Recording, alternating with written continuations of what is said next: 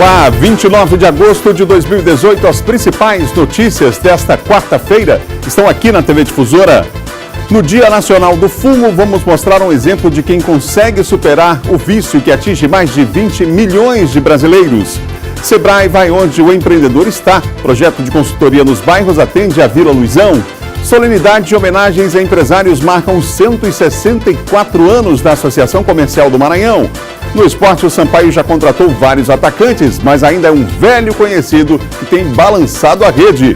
E no estúdio, o assunto é o papel dos pais na saúde emocional dos filhos. O Bom Dia Maranhão começa agora.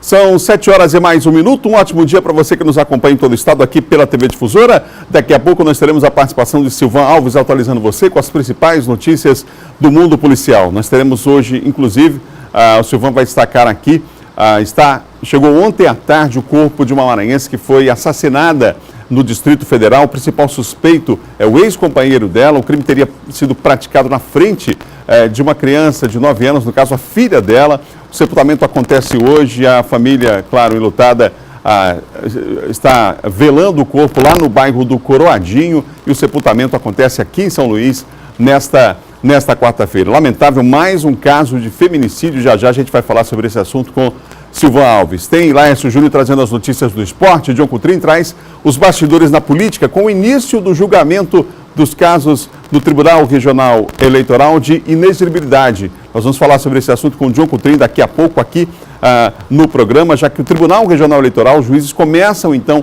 a julgar esses casos a partir de agora. Hoje é o Dia Nacional de Combate ao Fumo. A data foi criada para alertar sobre os perigos do tabaco para a saúde da população. Só para você ter uma ideia, mesmo com o acesso à informação que se tem hoje, a estimativa é que no Brasil ainda existam 20 milhões de fumantes. As estimativas para 2018 não são nada boas. De acordo com o Instituto Nacional do Câncer, o INCA, o Maranhão deve ter mais de 410 novos casos de câncer de traqueia, brônquio e pulmão. Desse total, mais de 100 poderão ser registrados somente na capital. A taxa prevista é de 240 casos para cada 100 mil homens e 170 diagnósticos para cada 100 mil mulheres. Um fator que devemos levar em consideração é que o cigarro está intimamente relacionado ao surgimento dessas doenças. Como a doença pulmonar obstrutiva crônica, doenças cerebrovasculares, cardiovasculares, tudo está intimamente relacionado ao vício do tabaco, né? O câncer de pulmão é considerado um dos mais letais do mundo. Anualmente, são mais de 5 milhões de mortes no planeta. Só no Brasil, em 2015, mais de 256 mil pessoas morreram por problemas de saúde relacionados ao tabaco, o que representou quase 13% dos óbitos de pessoas com mais de 35 anos. A quantidade de fumantes no país caiu consideravelmente. Mesmo assim, ainda é grande. Nos anos de 1980, cerca de 30% da população fumava. Hoje, esse percentual varia entre 11% e 12%. Segundo o Instituto Nacional do Câncer, o INCA, o Brasil soma mais de 28 mil novos casos de tumores pulmonares ao ano. Além disso, o hábito de fumar aumenta as chances da população desenvolver, pelo menos, outros 13 tipos de câncer. Em termos de prevenção, a medida mais eficaz para se prevenir um câncer de pulmão é parar de fumar. Essa é a melhor prevenção. Ir onde o empreendedor está. Esta é uma das missões de um projeto do Serviço Brasileiro de Apoio às Micro e Pequenas Empresas, que esta semana está no bairro da Vila Luizão. Carlos é microempreendedor na cidade de Santa Helena. Ele também participou da palestra promovida pelo Sebrae na Vila Luizão. Buscando aqui novos conhecimentos, até a pessoa me levar para a empresa e ajudar os amigos também que esteja procurando futuramente. No Maranhão, atualmente estão registrados cerca de 80 mil microempreendedores individuais. Quem sonha em abrir o próprio negócio, o primeiro passo a ser dado é sair da informalidade. A conversa com a gerente regional do Sebrae em São Luís abordou não só os requisitos para se tornar um MEI. Na oportunidade, foram repassadas ainda orientações de como fazer a atividade prosperar. Isso porque o nosso interesse é despertar nessas pessoas que a formalização traz benefícios, ele adquire a cidadania empresarial e que isso é muito importante, não só para ele se manter no mercado, como para ele crescer nessa economia de bairro, essa economia estadual, possibilitando, sim, que ele se mantenha de uma forma sustentável no mercado. Pode ser o microempreendedor individual quem acumula um faturamento anual de até R$ 81 mil e quem possui até um empregado registrado. Além de palestras, o Sebrae nos bairros, que segue durante toda a semana na Vila Luizão, ainda oferece atendimento empresarial, de uma forma bem mais cômoda, principalmente para quem atua na região. Oficinas também acontecerão para quem está em busca de uma qualificação. Foi assim que o André resolveu empreender. Aliou uma boa ideia com o conhecimento e, a partir do acompanhamento do Sebrae, garantiu a estabilidade profissional. Tem sido muito importante e bem relevante para o meu comércio, para o meu negócio. Porque as orientações, elas fazem com que nós aprendamos a divulgar melhor, a empreender melhor, melhorar a estrutura do lugar. Tudo isso o Sebrae nos oferece para a gente poder desenvolver melhor o nosso trabalho. Confira agora o nosso giro de notícias. Está marcada para hoje uma audiência pública que vai discutir a renovação antecipada da concessão da Estrada de Ferro Carajás sob a responsabilidade da concessionária Vale. Essa renovação seria antecipada em quase uma década, pois atualmente a empresa tem permissão para operar na via ferroviária até 2027 e pleiteia continuar por mais 30 anos. A antecipação tem sido questionada pelo Ministério Público Federal e pelos movimentos sociais. Um homem suspeito de assalto a uma ótica no município de Carolina, a 860 quilômetros da capital, foi preso e outro morto após troca de tiros com um vigilante do estabelecimento. Segundo o delegado de Carolina, os dois suspeitos entraram na loja e levaram vários objetos, entre relógios, celulares e notebooks. Ao saírem pela porta da frente, o vigilante do estabelecimento que foi à captura dos suspeitos foi recebido a tiros. Ao revidar, acertou um dos acusados que morreu no local. A polícia segue investigando o caso. Um incêndio que já dura quase uma semana na reserva indígena Crenier, região central do estado, vem assustando moradores e deixando a região em alerta. Somente este ano, quase 5 mil focos de incêndio foram registrados em todo o Maranhão, é o que aponta o levantamento do Instituto Nacional de Pesquisas Espaciais. O incêndio da reserva, localizada no município de Tuntum, começou na semana passada. O fogo teria iniciado numa propriedade privada e se alastrado pela área ocupada pelos indígenas desde fevereiro deste ano. Vai ser sepultado hoje o corpo da maranhense Maria Regina Araújo, de 44 anos, morta a facadas dentro da própria casa onde morava no Distrito Federal. O marido dela é o principal suspeito. Antes do crime, ele já havia sido denunciado pela própria vítima à polícia. E Maria Regina ainda teve o pedido de medida protetiva negado. A decisão é do dia 16 de agosto, 10 dias antes da morte da mulher. O pedido de medidas protetivas de urgência de Maria Regina Araújo contra o marido, Eduardo Gonçalves de Souza.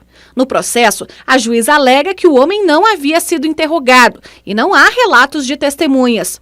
A magistrada foi informada de que a vítima não tinha um bom relacionamento com o esposo e teria sido ameaçada 4 dias antes. Mesmo assim, a autoridade judicial entendeu que não havia necessidade de conceder a medida protetiva e que o conflito do casal seria resolvido com um divórcio, já que o problema seria um desgaste matrimonial.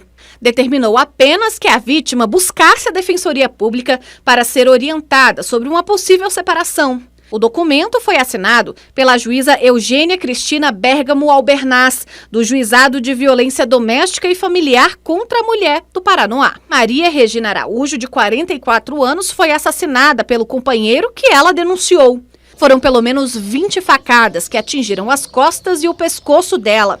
O crime foi dentro de casa, na frente da filha deles, de apenas 8 anos. O casal estava junto há mais de 10 anos. Eduardo não aceitava o pedido de separação e constantemente intimidava Maria Regina.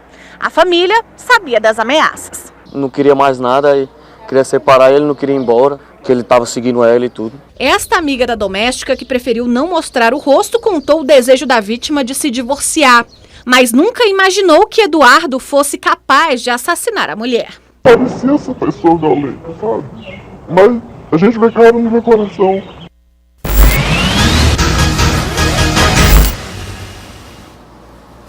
Silvão Alves, um bom dia para você. Mais um caso de feminicídio. Você vê aquela frase lá, né? Quem vê cara não vê coração. Precisa estar atento a alguns sinais, né? Porque as mulheres continuam morrendo simplesmente por serem mulheres, Silvão. Por serem mulheres. E, infelizmente, não é? E às vezes o simples fato de se deixar de aplicar o que está previsto em lei, se vai comprometer a vida de alguém. E a família está denunciando esse caso aí da dona Maria Regina. A família está muito chocada, muito abalada. Daqui a pouquinho o corpo vai sair para o sepultamento lá no cemitério lá do Tibiri. Você teve lá, inclusive, no velório, né, Silvão? No velório lá na rua Nossa Senhora do Carmo, né? A família está muito mais abalada porque eles não tinham proximidade, eles não tinham nenhuma ligação com o autor do crime. Ela já morava lá em Brasília, estabeleceu lá esse relacionamento com ele, passou a morar junto, então a família não tinha nenhuma aproximação com ele. E aí, quando aconteceu isso, ele é lá de Minas Gerais, lá de Januária, lá em Minas Gerais, a polícia mandou distribuir cópias de fotos, fotografias dele, para ver se possibilita a prisão dele dentro dos próximos dias. Às vezes, um simples fato, às vezes até uma demora numa tomada de uma decisão judicial, acaba se tornando tarde demais para uma mulher. E aí, às vezes, também, os próprios organismos se questionam, mas por que tem as medidas protetivas, a lei foi transformada e a mulher continua morrendo? 8 mulheres, né, a cada 8 horas, uma mulher é assassinada no Brasil. Então, é um número ainda muito alto, as estatísticas do mapa da violência mostraram isso, e talvez, né, esse pequeno entrave na administração, na aplicabilidade das leis, possa estar contribuindo com situações como essa da dona Maria Regina. Chama a atenção também, infelizmente, o fato de o crime ter sido praticado está frente a uma criança, né? Você teve ontem lá no velório, abalada, o filho também abalado, a família toda, não é? Porque, veja só, pelo que foi investigado lá pela polícia, lá em Brasília, no Distrito Federal, foi essa criança de 8 anos que saiu gritando na rua, né, pedindo socorro, dizendo que o pai estava assassinando a mãe, né?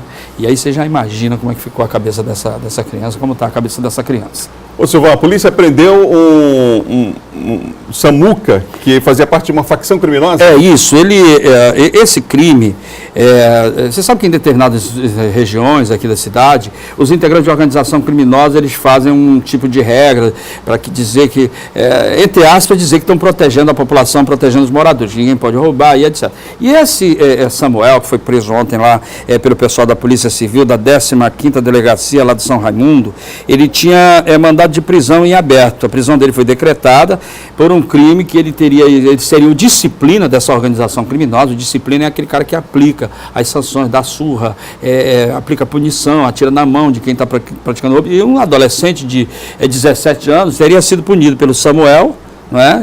O Samuel V, o Samuca, né? Lá no São Raimundo, juntamente com mais 2. Os outros 2 foram presos logo depois da prática do crime contra esse adolescente.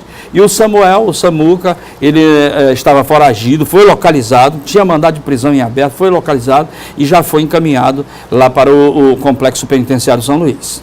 Silvão, nós tivemos notícias aí nas últimas semanas de apreensão de drogas, principalmente transportadas, né? E às vezes até na BR, né? Em uma blitz realizada, enfim. Tivemos um caso lá em Santa Inês, mais um, né? Isso, mais um.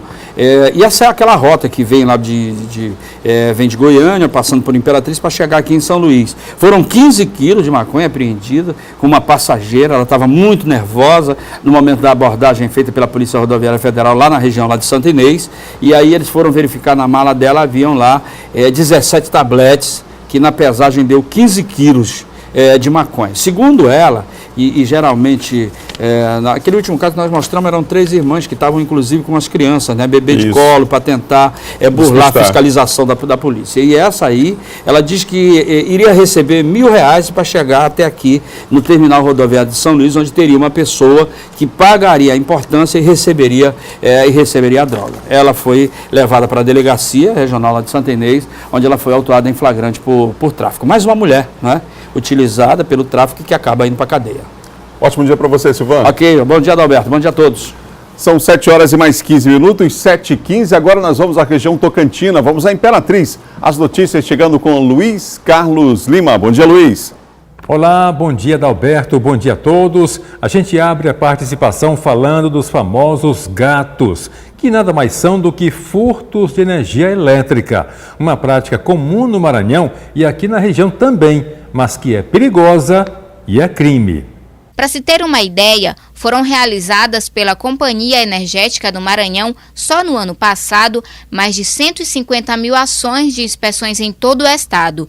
Dessas, foram detectadas mais de 24 mil unidades consumidoras com irregularidades no medidor de energia por ação humana. Infelizmente, é uma prática que é comum, né? Algumas pessoas optam por mexer no equipamento ali de medição, né, justamente para que ele não faça a medição correta do seu consumo. Os efeitos decorrentes deste ato afetam todos os consumidores regulares, que passam a dividir o valor da energia furtada. Ao furto de energia residencial, que ele ocorre corriqueiramente em casas que estão alugadas, a pessoa geralmente começa a atrasar os aluguéis, e aí a luz acaba sendo cortada, às vezes a pessoa vai até a residência e vê que está tudo funcionando. Nesses casos a gente aconselha imediatamente acionar o 190, o CIOPS, porque se caracteriza inclusive a prisão em flagrante. Boa parte dos registros são feitos por meio de denúncias, mas há também monitoramento às suspeitas de fraude com equipamentos de alta tecnologia em rastreamento. Se o cliente tem a necessidade de utilizar a energia, mesmo que seja em caráter provisório, ele deve procurar a SEMAR através dos canais de atendimento ou agências de atendimento. A unidade móvel de oncologia que realiza exames preventivos dos cânceres do colo do útero, mama e próstata atende esta semana em frente à APAI, no bairro Alto da Boa Vista. Desde o início, em 2017, a unidade realizou 100 mil atendimentos com 12 mil pacientes diagnosticados com câncer. O ônibus na frente da APAI, no Alto da Boa Vista, chama a atenção de longe. É a unidade móvel oncológica que está no bairro, oferecendo atendimento gratuito. Funcionário aqui da APAI, aí me avisou que estava fazendo esse exame e eu vim aproveitar a oportunidade. Já dentro do ônibus, aguardando a vez, Dona Valdiza ficou sabendo que a unidade móvel estava no bairro quando ouviu a chamada em um carro de som. A facilidade também é bem melhor e também o atendimento também é bom também. E é bom também que a gente se cuide, né? O ônibus fica aqui em frente à APAI até a próxima sexta-feira. E além do atendimento com exames e consultas, a equipe está realizando palestras com temas voltados para a prevenção. Realizando os exames preventivos de câncer de colo de útero, mama, próstata, pele, né? É uma forma de gerar essa integração. Segundo a coordenação da unidade móvel, do início de 2017 até este mês de agosto, o programa já realizou 100 mil atendimentos. Nós levamos o ônibus até os pacientes, oferecendo exames, né, preventivos, tanto para homens quanto para as mulheres. No ônibus não tem burocracia, não precisa de encaminhamento, basta chegar com o cartãozinho do SUS que logo esse paciente é atendido. Então isso facilita muito para a população.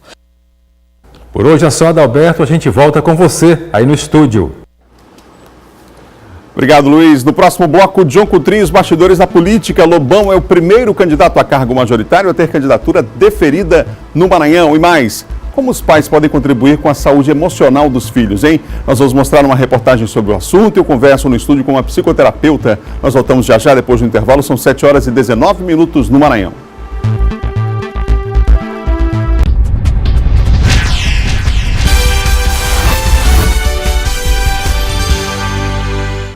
São 7h22 de volta ao vivo, Bom Dia Maranhão para todo o estado. O Resenha nas Eleições 2018 segue a segunda semana de agenda de entrevistas com os candidatos ao Senado Federal. O entrevistado de ontem foi o candidato pelo PCB, Iego Bruno.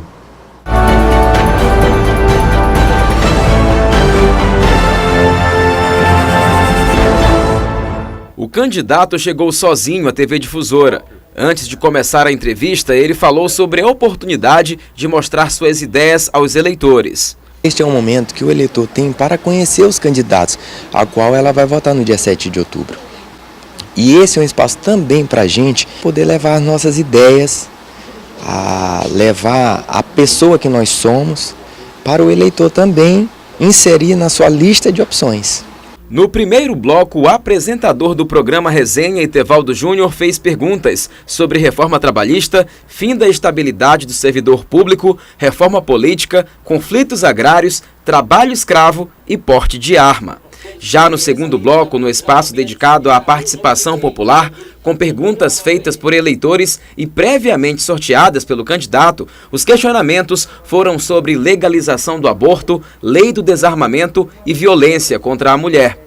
O apresentador ainda fez perguntas sobre tributação de grandes fortunas e legalização da maconha. Ao fim, o candidato fez uma avaliação sobre a entrevista. Agradeço a emissora difusora pelo espaço e continuaremos com a luta, que é árdua, mas não titubearemos.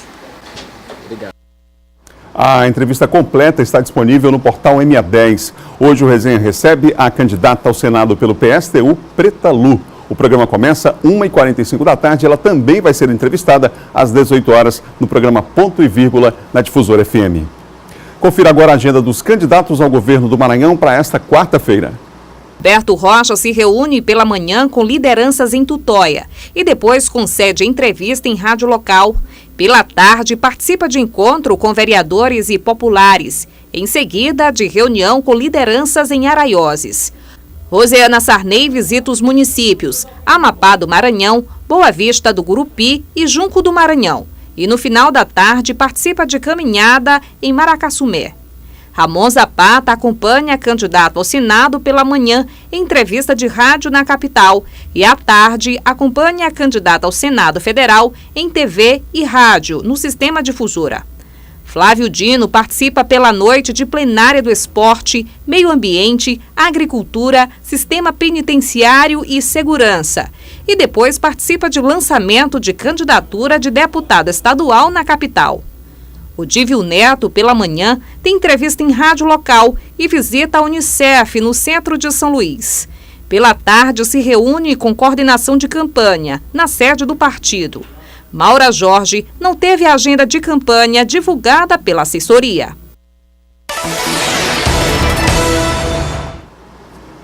Agora nós vamos continuar falando de política aqui com o John Coutrin. John, um ótimo dia para você. Ótimo dia, Alberto. Bom dia a todos. Ô, John, a gente começa falando sobre o julgamento das chamadas impugnações pelo Tribunal Regional Eleitoral e já temos inclusive um candidato na majoritária, o primeiro confirmado a candidatura pelo TRE. Confirmado, Adalberto. O período de impugnações terminou na última quinta-feira e agora o Tribunal Regional Eleitoral começa a analisar os pedidos de registro de candidatura. E o primeiro candidato já analisado, com documentação tudo certa, sem nenhum problema com a justiça, foi o candidato ao Senado Edson Lobão. Foi a primeira candidatura ao cargo majoritário, ou seja, ao Senado, ao governo, que teve a sua candidatura deferida, ou seja, já está aí autorizado sem nenhum problema a concorrer nas eleições deste ano. O Tribunal Regional Eleitoral segue, Adalberto, analisando os outros pedidos aí. É claro que nós temos uma lista de impugnações, 63 candidatos foram incluídos nessa lista de impugnação. Impugnação significa que foram candidaturas questionadas, algumas delas por contas irregulares e outras, Adalberto, por estar incluída na lista do Tribunal de Contas do Estado do Maranhão. Portanto, há 63 candidatos para serem analisados e os demais, o Tribunal Regional Eleitoral já está começando a autorizar, a deferir as suas candidaturas. E no caso, a primeira delas ao cargo majoritário foi o candidato pelo MDB ao Senado, o senador Edson Lobão, que concorre à reeleição. Ô, John, o deputado Estênio Rezende teve um acidente automobilístico no final de semana com ele, a esposa, o motorista também. Nesse acidente, infelizmente, o motorista de um outro veículo morreu do local. Ele já deixou o hospital? Como é que está a situação? Bom, o deputado Estênio Rezende, ele já estava na UTI, mas o quadro clínico dele, houve um avanço, uma melhora. Ele deixou a UTI do Hospital São Domingos, o deputado Estênio Rezende, e tem um quadro clínico aí estabilizado. Da mesma forma, a esposa dele, também a Andréa Rezende, ainda encontra-se internada. Ela já deixou de respirar sem ajuda de aparelhos e também aí uma evolução clínica de estabilização do seu quadro. Como você bem falou, Adalberto frisou, o acidente com os dois ocorreu na madrugada do último domingo ali, perto da cidade de Olho d'Água, das Culhães. Foi um acidente muito grave, mas graças a Deus os deputados aí acabaram aí sobrevivendo. Infelizmente a morte do outro motorista, mas aí os deputados, o deputado Estênio e sua esposa, que é candidata a deputado estadual, eles têm aí um avanço melhorável, de melhoria no seu quadro clínico. Claro, ainda encontram-se em observação no Hospital São Domingos, e os médicos aí devem divulgar ao dia, diariamente, o boletim médico aí do Stênio e da Andréia Rezende. O motorista dele, a informação que nós temos, que continua internado também, ontem fez um procedimento, mas continua internado também no hospital. John, o candidato Lula pediu ao Tribunal Superior Eleitoral para gravar programas eleitorais na cadeia, John? É um pedido inusitado, Adalberto. Acho que é a primeira vez que um candidato preso ele quer participar do horário eleitoral. Mas a defesa do Lula alega que ainda não há um julgamento. Eles recorrem na justiça contra a condenação do Lula, que foi condenado a 12 anos e um mês de prisão por conta aí, do caso do triplex. Mas eles pediram para que o Lula participe tanto da propaganda eleitoral, que grave vídeos e áudios de dentro da cadeia para passar no horário eleitoral, como também ontem o próprio Tribunal Superior Eleitoral analisou, Adalberto, aí um pedido para que o Lula também fosse concedido espaço a ele, às emissoras de televisão. O Tribunal Superior Eleitoral negou esse pedido, alega que o Lula ainda não teve seu pedido de registro de candidatura aceito pela Justiça, porque o Lula foi condenado pela 8ª turma do Tribunal Regional Federal da 4ª Região, pelo colegiado, e aí ele está incluído na lei da ficha limpa, ou seja, ele está inelegível. É claro que ainda há alguns recursos, mas o Lula pediu que fosse dado espaço para ele nas emissoras de televisão, o que foi negado, e também há esse outro pedido em paralelo também, para que ele participe e grave vídeos e áudios para que possa aí participar do horário. Para finalizar, Adalberto, é importante destacar, claro, que primeiro tem que ser avaliada a candidatura do Lula. É claro que ainda há um prazo de defesa dele, foi pedido registro, um prazo de defesa, de alegações, e a Justiça aí tem, claro, um prazo para definir, e aí a partir dessa decisão, se ele é candidato ou não, aí sim ele pode gravar ou não, participar ou não do horário eleitoral, devido a essa decisão da Justiça. Obrigado, John. Um ótimo dia para você. Obrigado, Alberto. Até amanhã. São 7 horas e mais 30 minutos. Olha, vamos mudar de assunto. A tarefa de educar os filhos é um desafio diário e desde cedo a atitude dos pais pode fazer grande diferença na formação de adultos saudáveis emocionalmente. Veja na reportagem de Daniela Bandeira. A Alice tem 4 aninhos. Está na fase dos porquês. A mãe Camila sabe bem a missão de educar a criança com toda a complexidade que tem o mundo lá fora. A filha é a primeira neta dos 2 lados dos pais. E por isso a preocupação em manter limites com todos os dengos e gostos vindos de todos os lados. Ela foi a primeira neta dos 2 lados, então ela foi muito desejada. E desde o começo a gente percebeu que a gente precisaria ser um pouco mais rígido na criação dela, para que os avós, os tios e as tias não estragassem tanto, né? A preocupação da Camila é mais do que válida. Especialistas afirmam que grande parte do desenvolvimento da vida está diretamente ligada ao ocorrido na infância e como nós fomos educados. A ausência de limites logo nos primeiros anos de vida pode contribuir e muito com a intolerância e a incapacidade de lidar com fracassos. Então a mãe da Alice não economiza nos nãos. Assim que é necessário, a menina ouve a palavra como parte da educação. Desde pequenininha a gente já acostumou ela a receber alguns nãos, porque infelizmente esses nãos serão necessários, né? Alguns a gente acaba tendo um pouquinho mais de dificuldade, mas na maioria das vezes a gente consegue ter êxito. E é isso mesmo. A Master Coach, especialista em desafios em educação infantil, reforça não só a necessidade do não na hora certa. Ela também destaca o quesito limite. E qual a importância de se manter limites? Limites são uma necessidade que a criança tem, inclusive por conta da segurança. A criança que recebe orientação através de limites, ela se sente muito mais segura. É como nós mesmos, né? Quando estamos dirigindo numa estrada, quando nós enxergamos que existe uma faixa da direita, uma faixa da esquerda, nós nos sentimos muito mais seguros, porque estamos vendo ali um limite. Então, os limites são importantes, são essenciais para o desenvolvimento emocional, psíquico da criança, e os pais devem fazer isso com amor. Para falar mais sobre o assunto, eu recebo aqui no estúdio do Bom Dia Maranhão, Evelyn Lindholm, psicóloga, psicoterapeuta clínica e forense. Está conosco aqui no Bom Dia. Evelyn, obrigado por ter aceito o nosso convite. Bom dia, de nada. Quais são as consequências de uma criança que desde cedo não recebe limites? Que adulto é esse que está sendo formado? Na verdade, quando a gente pensa em por que eu vou instaurar limites, né? O limite ele tem a necessidade no seguinte propósito. A partir do momento em que eu sei as regras, eu sei exatamente o que é certo e o que é errado. Então eu não vou ter dificuldade de decidir como eu devo agir. O limite ele serve para isso, ele serve para que eu perceba o que eu devo fazer. Quando eu não percebo isso me causa uma certa ansiedade. Porque, por exemplo, vamos imaginar um pai que dá uma regra, a mãe dá uma regra diferente. A criança vai entender o que é o certo e o que é errado? Não. Ela não vai ter a percepção de como ela deve agir, porque os direcionamentos estão sendo dados de formas difusas, né? E aí, nesse caso, os avós também participam, têm que participar do processo? Ou seja, está todo mundo envolvido nisso? Eles têm que estar envolvidos no que tange a... Se eu, por exemplo, tiver um filho que ele vai de vez em quando na casa dos avós, eles não precisam necessariamente seguir todas as regras em que eu e o pai da criança definimos, né? Não é também assim tão intransigente isso, inflexível isso, mas algumas regras que são extremamente importantes para o desenvolvimento e a percepção da criança no que diz respeito ao que devo fazer, o que não devo. Os avós devem estar informados desse direcionamento para que eles possam auxiliar nessa educação ao invés de aquela percepção do deseducar, né? O senhor falou ainda há pouco sobre regras, né? Qual a importância da rotina na vida das crianças? Isso pode fazer diferença em relação a adultos que têm, por exemplo, pânico, ansiedade? Qual é a relação que existe entre isso e esse processo de formação que começa bem cedo? A partir do momento em que eu tenho uma criança que ela não sabe, por exemplo, o que vai acontecer em seguida, isso pode trazer para ela ansiedade, né? Quando eu penso em regras, por exemplo, tais pessoas buscam o meu filho tais dias na escola, tais pessoas têm tal contato, meu filho vai tal dia para tal lugar.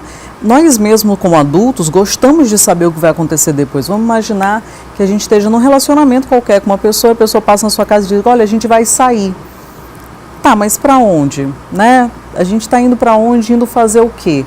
A gente não se preocupa em fazer isso com a criança. Na verdade, a gente pega aquela criança e a gente diz, olha, a gente está saindo. Aí você manda ela se arrumar e sai com ela para qualquer lugar. Você não dá um direcionamento para ela não sabe o que vai acontecer. E isso pode trazer, sim, para ela uma perspectiva de ansiedade. Então, assim, a rotina permite que ela entenda qual é o passo das coisas que vão acontecer com ela, facilitando assim para ela uma percepção sobre a realidade que ela está tendo naquele momento e o que vai acontecer em seguida. E a chamada resiliência infantil? Essa habilidade deve ser desenvolvida na criança, ou seja, essa capacidade de superar obstáculos, problemas, dificuldades. E que papel tem os pais no incentivo para que a criança entenda que ela tem essa capacidade?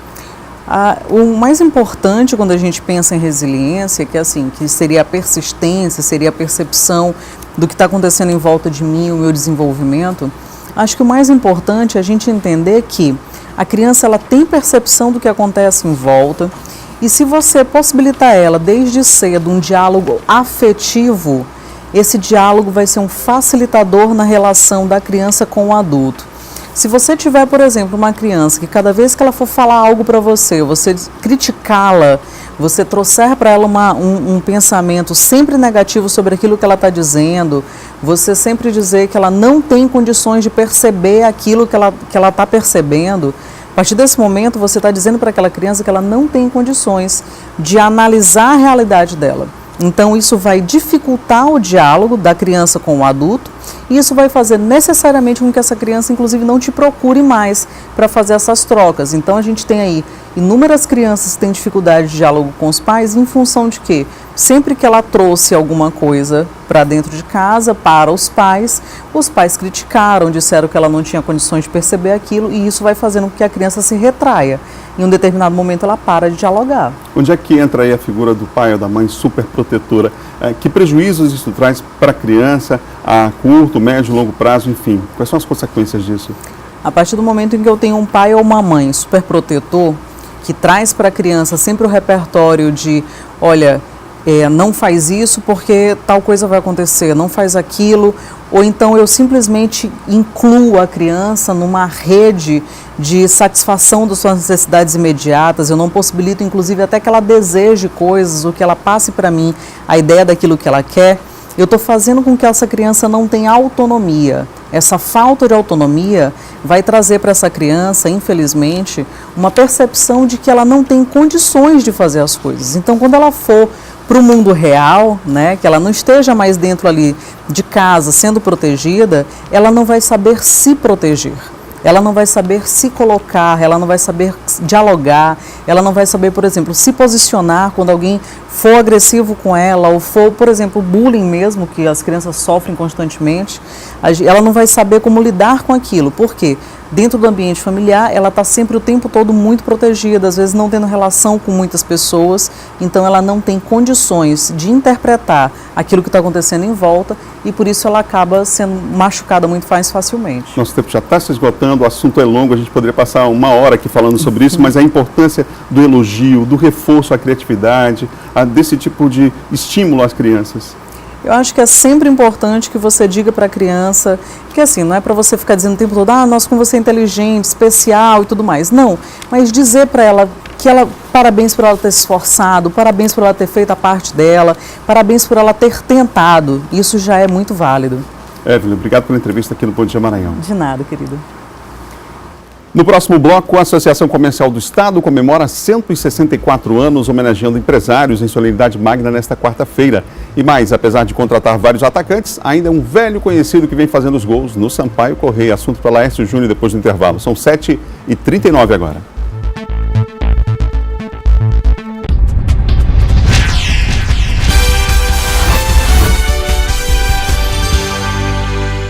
Não perca a hora, são 7h43 no Maranhão. Olha, a mais tradicional entidade empresarial do estado e a quarta mais antiga associação comercial do país completa hoje 164 anos. Desde o início do mês, uma vasta programação marca o aniversário de fundação da antiga Casa de Martinus Royer. Mas hoje acontece a solenidade magna, onde vários empresários serão homenageados. Quem tem os detalhes é o repórter Eduardo Ericeira. Bom dia, Eduardo. A programação em comemoração aos 164 anos da Associação Comercial vem durante todo esse mês de agosto. Para falar mais sobre o assunto e encerra hoje. Eu converso agora com o Felipe Mussalem, que é presidente da Associação Comercial aqui do estado do Maranhão. Felipe, vamos falar da programação. Durante todo esse mês foram 3 dias de comemoração em homenagem aos 164 anos. Fala um pouquinho pra gente do que aconteceu durante esse mês. Esse mês de agosto é um mês temático de aniversário da casa. O aniversário oficial, a data do aniversário da casa é dia 21 de agosto. Então a gente pega o mês de agosto e comemora, faz várias ações de valorização da classe empresarial, de capacitação. Então o nosso mês começou no dia 8 de agosto, onde nós promovemos um encontro de negócios, né? Uma rodada de negócios, um encontro empresarial entre os nossos sócios, para que eles possam se conhecer e eventualmente fazer negócios com base nesse conhecimento. No dia 15 a gente teve a palestra tema do aniversário da casa, que foi o equilíbrio empresarial, ponto de equilíbrio entre ser e ter. O empresário se fala muito em ponto de equilíbrio entre receitas e despesas e a gente trouxe um tema até um certo ponto inusitado, porém muito importante, que é para a classe empresarial acordar um pouco para essa necessidade de se conhecer melhor, para essa necessidade de ter um negócio alinhado com sua essência, com aquilo que você tem vocação para fazer. E esse equilíbrio entre ser e ter foi o tema central do aniversário e a palestra do dia 15. Isso passa pela essa questão do lucro e a satisfação profissional, não é isso, Felipe? Claro, é autêntico a gente ter lucro, é o lucro que garante a perenidade das nossas empresas, é autêntico a gente trabalhar, contudo, faz-se necessário despertar um pouco para essa necessidade de se conhecer para gerir o negócio. E principalmente nesses momentos turbulentos, o autoconhecimento é fundamental para manter o empresário centrado e disposto a vencer esses percalços. Hoje o encerramento, não é isso? E hoje o encerramento às 19h30 aqui na sede da Associação Comercial, no Palácio do Comércio, onde a casa entrega as suas principais honrarias do ano. E a medalha Mérito João Galberto, que é a nossa principal honraria do empresariado maranhense, vai ser entregue ao ex-presidente Carlos Gaspar. E também uma grande homenagem a gente faz a empresas que já passaram de 50 anos, empresários que já passaram de 50 anos de atividade empresarial. E esse ano a gente premia o empresário Maurício Feijó. Ok. Parabéns a toda a Associação Comercial. Felipe, muito obrigado pela entrevista. Eduardo Ericeira para o Bom Dia Maranhão. Obrigado, Eduardo. Felipe, presidente da Associação Comercial, hoje, portanto, a solenidade. São 7h46. Agora a gente vai falar de esporte.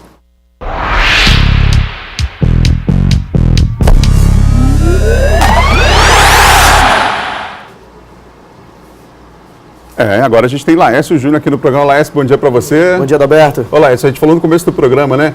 Vários atacantes contratados, mas quem está resolvendo a parada é um velho conhecido. Velho conhecido que está no time desde o ano passado e era reserva do Isaac. Primeiro o Isaac foi embora, o William assumiu a condição de titular. E aí chegaram Carlão, Alexandro, Jamie, Alvinho, mas quem continua resolvendo, por último agora, o Alisson Mira, mas quem continua resolvendo mesmo a parada é o William, atacante da equipe tricolor, que foi decisivo no último jogo, onde após 12 rodadas o Sampaio venceu o Paysandu jogando lá em Belém do Pará. A missão agora é continuar pontuando e para isso confiança é fundamental. E essa palavra, confiança, é muito importante no momento. Talvez seja ela o que falta ser dada ao artilheiro do Sampaio na temporada. Chega atacante, vai atacante e quem continua resolvendo é o William Barros. Mesmo perdendo a posição várias vezes e para todo centroavante que já foi contratado, marcou 16 gols até aqui. O último deles na vitória contra o Paysandu, em Belém do Pará. Um alívio, né?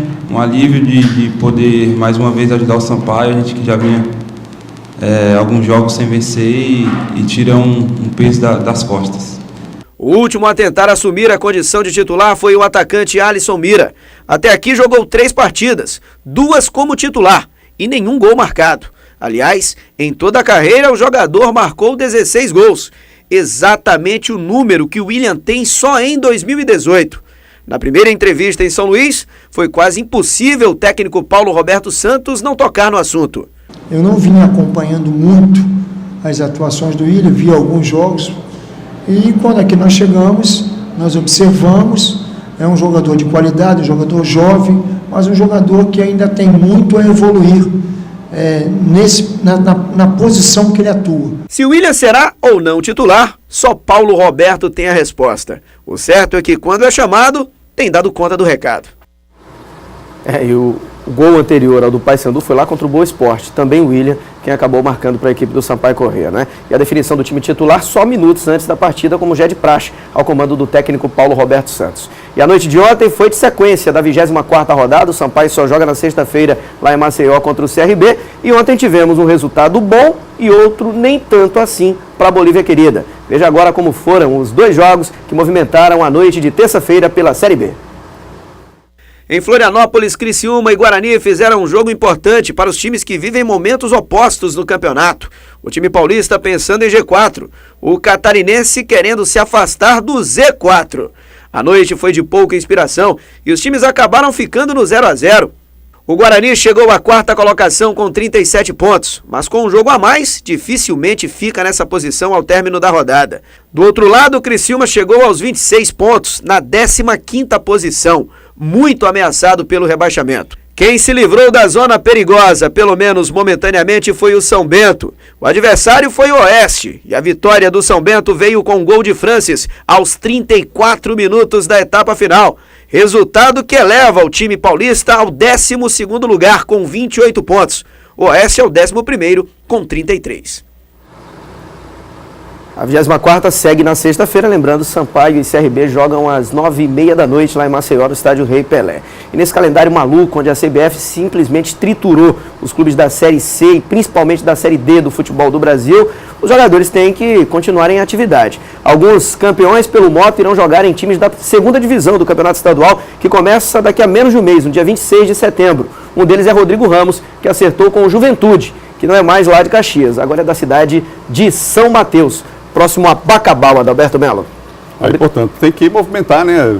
Até é importante do ponto de vista físico, o jogador não ficar parado. Foi um calendário realmente bastante complicado nesse ano de Copa do Mundo. E o Rodrigo foi muito importante no título do Motoclube da 1ª divisão. Vai tentar o título da 2ª no mesmo ano, agora pelo Juventude lá de São Mateus.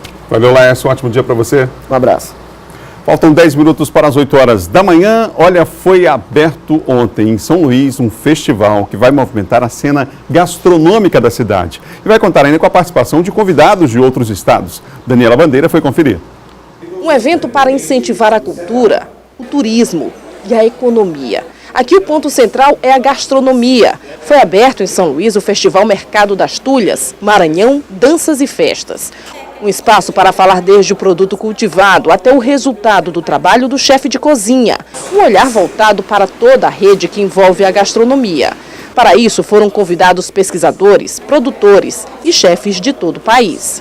Durante 3 dias, chefes de cozinha de várias partes do país estarão aqui na capital maranhense para a participação de palestras, workshops, para falar sobre gastronomia.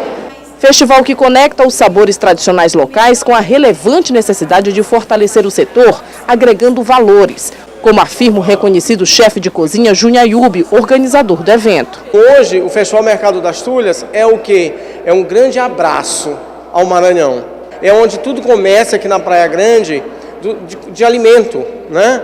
Mas é um grande encontro da cultura, da gastronomia, do folclore, da cultura popular. O chefe Lui é de Brasília e destaca o importante papel de cada um dentro da rede da gastronomia. Eu gosto muito de falar, na verdade eu acho importante até falar, que a responsabilidade do chefe é muito grande nesse aspecto dos pequenos produtores. A gente carrega essa responsabilidade de trazer o pequeno produtor, o pequeno produto para a mesa do cliente, né?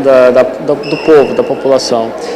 Gastronomia não é apenas o prato pronto em cima da mesa. Quando a gente fala em gastronomia, o que a gente imagina? A gente imagina um prato bonito, uma comida deliciosa, só que isso é a ponta de uma história que começou com alguém que plantou, com alguém que criou o alimento. Por tudo isso, pela produção de alimentos, pela geração de alimentos, é que nós da Embrapa estamos participando e apoiando esse evento.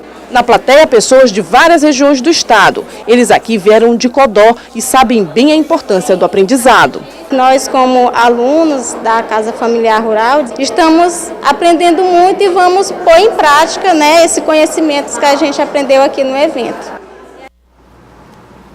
Bom Dia Maranhão termina agora. Outras notícias no portal MA10. Amanhã às 7 da manhã a gente se encontra e amanhã um dos assuntos que a gente vai tratar é um balanço aí da reforma trabalhista nesses 9 meses. Eu vou estar entrevistando o Eduardo Brito, que é advogado, que participa de um debate sobre o assunto aqui, promovido pela Câmara Brasileira de Mediação e Arbitragem Empresarial. A gente se encontra amanhã às 7 da manhã no Bom Dia Maranhão. Fico com imagens da capital maranhense, Patrimônio Cultural da Humanidade de São Luís, que na semana que vem completa mais um ano de fundação. A gente se encontra.